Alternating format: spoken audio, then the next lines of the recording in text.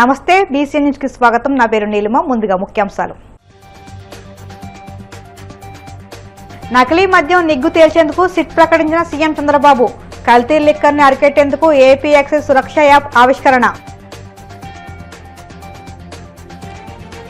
బీసీలకు 34% రిజర్వేషన్ కల్పించిన వ్యక్తి ఎన్టీఆర్ అన్న మంత్రి నిమ్మల. దాన్ని జగన్ 24%కి తగ్గించడం వల్ల ఆ 5 ఏళ్లు 16,000 మంది బీసీల అవకాశాలు కోల్పోయారని వెల్లడి.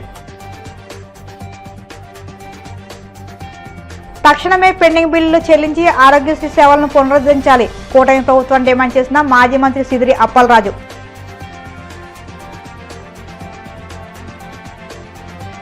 వాడపల్లిలో వైభవంగా వెంకటేశ్వర స్వామి 13వ వార్షిక బ్రహ్మోత్సవాలు. 3వ రోజు కోదండరామ అలంకారంలో హనుమత వాహనంపై తిరువీధుల్లో విహరించిన శ్రీవారు. రాష్ట్రంలో తీవ్ర కలకలం సృష్టిస్తున్న ములకల చెరువు నకిలీ మద్యం వ్యవహారంపై ఆంధ్రప్రదేశ్ ప్రభుత్వం ఉక్కుపాదం మోపింది. ఈ కేసును సమగ్రంగా దర్యాప్తు చేసేందుకు ముఖ్యమంత్రి చంద్రబాబు సిట్ ఏర్పాటు చేస్తున్నట్టు ప్రకటించారు. సీనియర్ ఐపీఎస్ అధికారి Eluru range IG GVG Ashok Kumar ఈ బృందానికి నేతృత్వం వహిస్తారని ముఖ్యమంత్రి స్పష్టం చేశారు. నకిలీ మద్యాన్ని గుర్తించేందుకు రూపొందించిన ఒక ప్రత్యేక యాప్ను ఆవిష్కరించిన అనంతరం చంద్రబాబు ఈ కీలక ప్రకటన చేశారు. ఈ సందర్భంగా ముఖ్యమంత్రి కొన్ని సంచలన వ్యాఖ్యలు చేశారు. నకిలీ మద్యం కేసులో దిగ్భ్రాంతిని గురి చేసే నిజాలు ఉన్నాయని, వాటిని త్వరలోనే బయటపెడతామని అన్నారు. బ్రాండ్స్ ఏమున్నాయి తప్ప national international brands Andhra Pradesh live.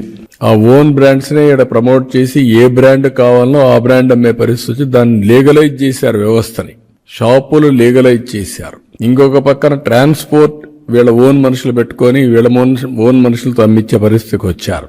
ఇంకొక పక్క దీనికి ఒక జవాబుదారీతనం లేకుండా అన్ని డిస్టరీస్ ని హ్యాండ్ ఓవర్ చేసుకున్నారు. బలవంతంగా హ్యాండ్ ఓవర్ చేసుకునే పరిస్థితికి వచ్చారు. అంటే ఒక ఇల్లీగల్ నేర సామ్రాజ్యాన్ని క్రియేట్ చేసి అమ్మే పరిస్థితికి వచ్చారు. అది ఇవన్నీ చేసిన తర్వాత మేము వచ్చిన తర్వాత సిట్ వేసాం. సిట్ దాని పని అది చేస్తా ఉంది. అయితే ఇక్కడికి వచ్చినప్పుడు అంత పెద్ద స్కామ్ జరిగిన తర్వాత రాష్ట్రంలో ఒక భయం ఉండాల్సిన అవసరం ఉంది. భయం లేకుండా బరిదెగిచ్చారంటే there is some conspiracy again. ఎవరైనా సరే నేను ఒక్కసారి చెప్పానంటే కంట్రోల్లో ఉంటే వాళ్ళు సర్వైవ్ అవుతారు. కంట్రోల్ తప్పి ఇష్టానుసారంగా మేము చేస్తాం, మీ వల్ల అయింది మీరు చేయండి అంటే మాత్రం నేను ఆ రోజు కూడా చెప్పా, ఒకసారి కొరడా తీసుకుంటే మాత్రం విశిక్షణ ఉండదు. నేరస్తులు ఎవడైనా ఎవరి ముసుగులో వచ్చినా ఎవరు ముసుగేసినా ముసుగు తీసి నేరస్తుల్నే చూస్తానని చెప్పి నేను చాలా స్పష్టంగా చెప్పాను. ఒక పక్క ప్రక్షాళన, ఒక పక్క ఇలాంటి నేరాలు చేసే వాళ్ళని వన్స్ ఫర్ ఆల్. ఈ రాష్ట్రంలో ఒక ఫ్యాన్సీ తయారైంది. నేను చాలా రోజులు మీరు చూస్తే, ఈ రోజు కాదు నేను రాజకీయాల్లో, నిన్నటికి 15 సంవత్సరాలు నేను ముఖ్యమంత్రిగా కంప్లీట్ చేశాను. ఇవన్నీ తెలిసి ఎప్పుడూ చూడనటువంటి విపరీతమైన ధోరణి, విపరీతమైనటువంటి నేర చరిత్ర కలిగిన నాయకులు నేరాలు చేసి ఘోరాలు చేసి ఎదుటి వాళ్ళపైన గుడ్డగా కాల్చి ముఖానేసినట్టు ఎదుటి వాళ్ళపైన వేసి తప్పించుకోవాలని ప్రయత్నం చేస్తున్నారు. అయితే నేను వాళ్లపైన ఏం చేయాలో చేస్తూనే వ్యవస్థను ప్రక్షాళన చేయడానికి ఎక్కడికక్కడ టోటల్గా ప్రక్షాళన చేసే బాధ్యత తీసుకొస్తాం. 23 మంది నిందితులను గుర్తించాం, 16 మందిని అరెస్ట్ చేశాం. ఇబ్రహీంపట్నంలో 12 మంది నిందితులుగా గుర్తించి 7 మందిని అరెస్ట్ చేశాం. 4 పీటీ వారెంట్లు నమోదు చేశాం, విదేశాల్లో ఉన్నారని. ప్రధాన నిందితుడు A1 జనార్దన్ ఇప్పటికే అరెస్ట్ అయ్యాడు. ఇవన్నీ కూడా చూసిన తర్వాత ఈ రోజు ఇన్వెస్టిగేషన్ చేస్తూ ఉంటే నాకు వచ్చినట్టు నేను ఎప్పటికప్పుడు బ్రీఫింగ్ తీసుకుంటున్నాను. తప్పు చేసిన వాడు ఎవ్వడు కూడా తప్పించుకోవడానికి వీలు లేకుండా చేయడం కోసం డిపార్ట్మెంట్ అప్రమత్తం చేయడమే కాకుండా ఎక్కడెక్కడ సమస్యలుంటే అవన్నీ కూడా అనలైజ్ చేసుకొని నేను చెప్పాల్సి కూడా చెప్తున్నాను. ఎవరిని వదిలిపెట్టద్దండి. అందుకే మా పార్టీ వాడైనా కూడా ఇమ్మీడియట్ గా సస్పెండ్ చేశాం. ముందు వెనక చూడలా, ఒక్కరోజు కూడా చూడలా. నేను ఒక్కరోజు కూడా చూడలేదు అంటే నేరస్తుల్ని ఎవరిని వదిలిపెట్టను అనేదానికి దానికి అర్థం. ఈ రోజటి నుంచి దీనికి టెక్నాలజీ కూడా జోడిస్తున్నాం. ఇంతవరకు టెక్నాలజీ జోడించాం చాలా డిపార్ట్మెంట్లో. ఈ డిపార్ట్మెంట్లో ఇంకా పగడ్బందీగా చేయాల్సిన అవసరం ఉంది. అందుకే ఏపీ ఎక్సైజ్ సురక్ష యాప్. దీంట్లో వినియోగదారుడు, విక్రయదారుడు అంటే షాప్ ఎవరైతే అమ్మతారో అతను, అదే మాదిరిగా కన్జ్యూమర్ ఎవరైతే కొంటారో అతను, వాళ్ళిద్దరూ కూడా ఈ క్వాలిటీ చెక్ చేసే అవకాశం ఉంటుంది. అందులో నకిలీ మద్యం బాటల్ని కనుక్కోవడానికి వీలుగా యాప్ డిజైన్ చేశాం. ఒక స్కానింగ్ చేయడం, వెరిఫై చేయడం, అక్కడి నుంచి హోలోగ్రామ్ ఉంటుంది, క్లియర్గా క్యూఆర్ కోడ్ కూడా ఉంటుంది, చూపించడం డెమాన్స్ట్రేట్ చేస్తాం. అది స్కానింగ్ చేస్తే అక్కడి నుంచి నేరుగా batch number, brand name, ML size, MRP, ఎక్కడ తయారైంది, ఎప్పుడు తయారైంది, manufacture details, depot location, vendor location అన్నీ వచ్చేస్తాయి. దాన్ని చూసుకున్న తర్వాత ఇది నకిలీనా లేదా అని చూసుకొని వినియోగదారుడు కన్జ్యూమ్ చేసే పరిస్థితికి వస్తుంది. నకిలీదారుడు కూడా వీళ్ళు వినియోగించే వాళ్ళు కూడా గుర్తుపెట్టుకోవాల్సింది, ఈ యాప్ని ఒకసారి స్కాన్ చేసిన తర్వాత అందులో వచ్చే డీటెయిల్స్ చూసుకున్నాక ఆ బాటిల్ పైన ఉండే డీటెయిల్స్ ఒకసారి చెక్ చేసుకుంటే సరిపోతుంది. ఆ డేటా దీనికి ఇంటిగ్రేట్ అవుతుంది. ఒక బాటిల్ ఒకేసారి వస్తుంది మ్యానుఫ్యాక్చరింగ్. భవిష్యత్తులో పావలా వడ్డీకే విద్యా రుణాలు ఇచ్చే యోచనతో కూటమి ప్రభుత్వం పనిచేస్తుందని మంత్రి నిమ్మల రామనాయుడు పేర్కొన్నారు. రాజమహేంద్రవరం త్యాగరాజ భవన్లో 226 మంది సెట్టిబడిజ 10వ తరగతి మెరిట్ విద్యార్థులకు గోద్రేజ్ సంస్థ ఎస్ఆర్ ఫండ్స్ నుంచి ఆయన స్కాలర్షిప్ పంపిణీ చేసి మాట్లాడారు. అన్న ఎన్టీఆర్ బీసీలకు 34% రిజర్వేషన్లు కల్పిస్తే అటుపై ఏ ముఖ్యమంత్రి దానిని మార్చలేదన్నారు. కానీ జగన్ వచ్చి 24% తగ్గించడం వల్ల ఆ 5 ఏళ్లు 16,000 మంది బీసీలు అవకాశాలు కోల్పోయారన్నారు. కొంతమంది కండువాలు మార్చిన వారు టీడీపీలోకి వచ్చారని, తులసివనంలో గంజాయి మొక్కైన వారిని ఎట్టి పరిస్థితుల్లో సీఎం చంద్రబాబు ఉపేక్షించారని తెలిపారు. నాయకుల ఆధ్వర్యంలో గౌడ, సెటిబలిజ సామాజ వర్గాలకు సంబంధించినటువంటి 10వ తరగతిలో అత్యధిక మార్కులు తెచ్చుకున్నటువంటి విద్యార్థులకి ఈవేళ ఒక్కొక్కరికి 10,000 రూపాయలు చొప్పున ప్రోత్సాహాలు అందించేటువంటి కార్యక్రమంలో మమ్మల్ని కూడా భాగస్వాములు చేయడం చాలా సంతోషంగా ఉంది అనే విషయాన్ని సందర్భంగా తెలియజేస్తున్నారు. ముఖ్యంగా ఆ రోజు ఎన్టీ రామారావు గారు గాని, ఈ రోజు చంద్రబాబు నాయుడు గారు గాని ఆంధ్రప్రదేశ్ రాష్ట్రంలో బీసీలకు అత్యున్నత ప్రాముఖ్యత, ప్రాధాన్యత ఇచ్చినటువంటి ముఖ్యమంత్రి. ఎన్నో ఉన్నతమైన పదవులు, ఎందుకంటే ఆ రోజు చూసాం ఎన్టీఆర్ గారి తర్వాత గాని, ఈ రోజు చంద్రబాబు నాయుడు గారి తర్వాత గాని ఎవరైనా నెంబర్ 2, నెంబర్ 3 ఉంటే అది బీసీలకు సంబంధించినటువంటి నాయకులే ఆ రోజు మంత్రిత్వ శాఖలు చేపట్టేటువంటి విషయంలో. అందులో కూడా పర్టికులర్ గా బీసీలు కూడా సామాజికంగా, ఆర్థికంగానే కాదు రాజకీయంగా కూడా ఎదగాలనేటువంటి ఆలోచనతో మరి స్థానిక సంస్థలో వాళ్ళు ఇతర అగ్రవర్ణాలతో పోటీ పడి మరి గెలవడానికి ఇబ్బందులు పడుతున్నారనే ఉద్దేశంతో స్థానిక సంస్థల్లో బీసీలకి 34% రిజర్వేషన్ ఇచ్చినటువంటి ఘనత కూడా తెలుగుదేశం పార్టీ.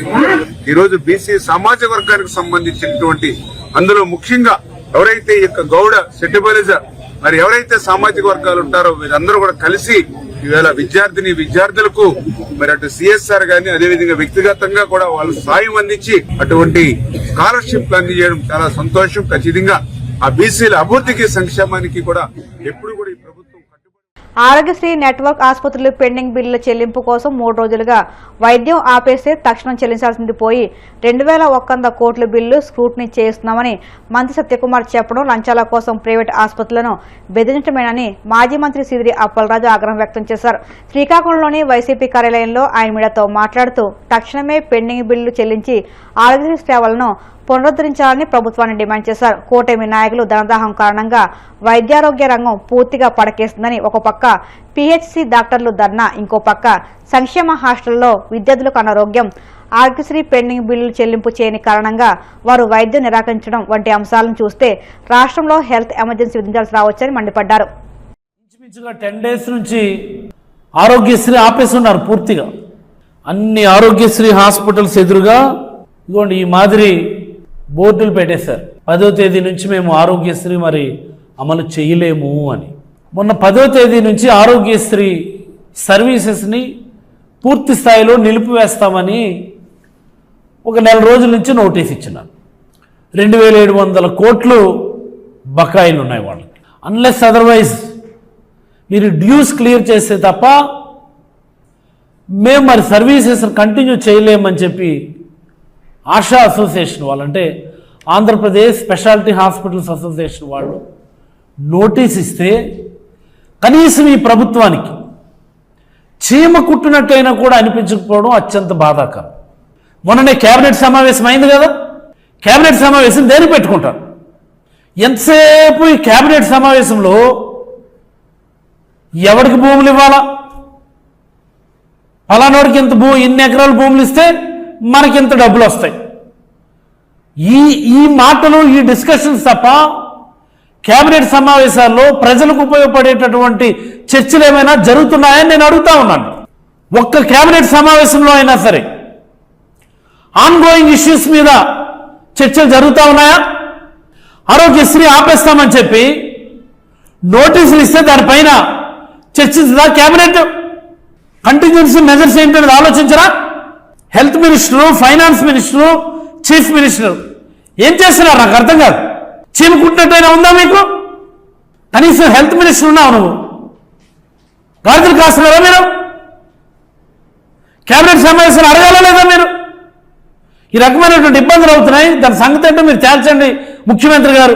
ఫైనాన్స్ మినిస్టర్ ఇక్కడే ఉన్నారు, అదేంటో మాకు చెప్పండి అని అడగాల్సినటువంటి బాధ్యత ఉన్నదా లేదా నేను అడుగుతాను హెల్త్ మినిస్టర్ని. నేను మీడియా ముందుకు వచ్చి చిల్లర మాటలు మాట్లాడుతూ ఉంటారు ఈ రాష్ట్రంలో ఉన్నటువంటి హెల్త్ మినిస్టర్.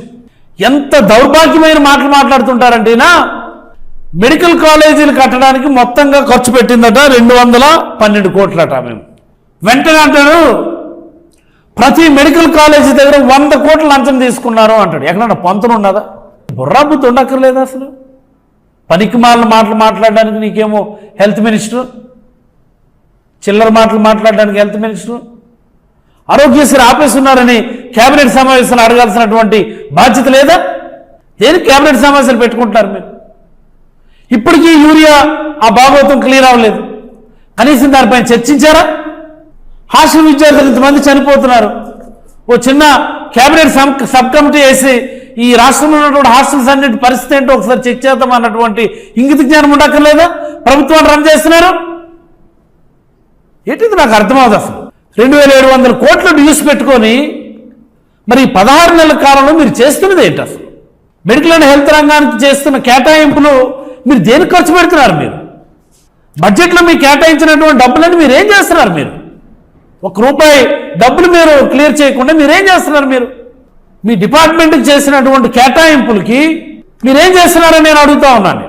ఏమనంటే మేము ఆరోగ్యశ్రీ ఆపేస్తాము, ప్రైవేట్ ఇన్సూరెన్స్ కంపెనీలకు ఇచ్చేస్తాం మేము అనుకొని మాట్లాడుతున్నారు. అంటే దీనిలో కూడా మీరు లంచాలు ఎక్స్పెక్ట్ చేస్తున్నారు అన్నటువంటిది చాలా క్రిస్టల్ క్లియర్గా తేటతెల్లం అవుతుంది. వన్స్ హెల్త్ మినిస్టరే నేరుగా బిల్స్ అన్ని మేము స్క్రూటినైజ్ చేస్తున్నాము అన్నాడంటే ఏంటి? ఈ ఎంటైర్ ఈ వ్యవహారం అంతా కూడా ఆయన హ్యాండ్స్లోకి తీసుకొని బెదిరిస్తాడు ఆయన ఓటాల కోసం, పర్సంటేజ్ల కోసం.